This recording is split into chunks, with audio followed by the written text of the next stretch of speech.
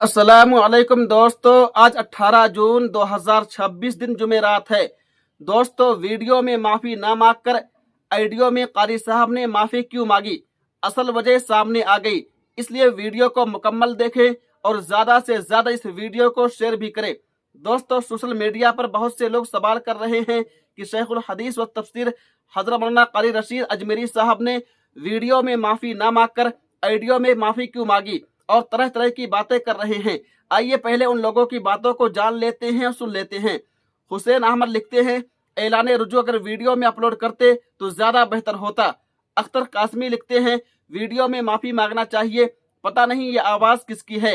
अब्दुल माजिद अंसारी लिखते हैं, मजमे आम में जिस तरह यूपी बिहार वाले को गाली दी गई है, यानी बिहारी बीमारी, इसी तरह मजमे आम में बशक्ल वीडियो माफ़ीनामा जारी करना चाहिए था तो तशफ़ी होती। आइडियो मसनूई है या हकीकी, वल्लाहु आलम बिस्सवाब।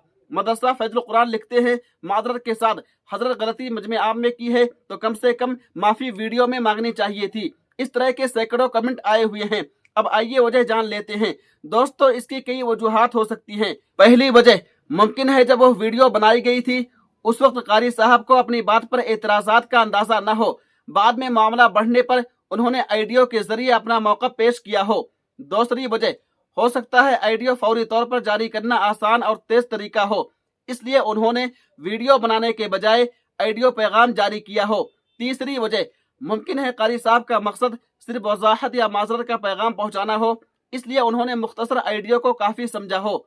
चौथी वजह, यह भी हो सकता है कि कारी साहब उस वक्त सफर में हो या किसी मसरूफियत में हो, जिसकी वजह से वीडियो रिकॉर्ड करने के बजाय आइडियो जारी की गई हो।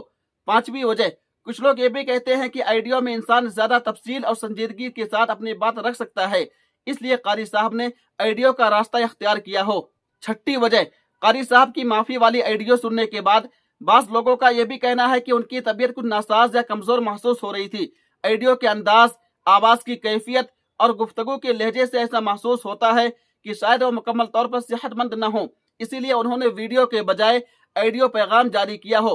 अलबत्ता इसकी कोई बाज़ाब्ता तस्दीक मौजूद नहीं, ये सिर्फ बात सामीन का तासुर है। दोस्तों, ये तमाम मुमकिन वजूहात हैं, असल हकीकत कारी रशीद अजमेरी साहब ही बेहतर जानते हैं।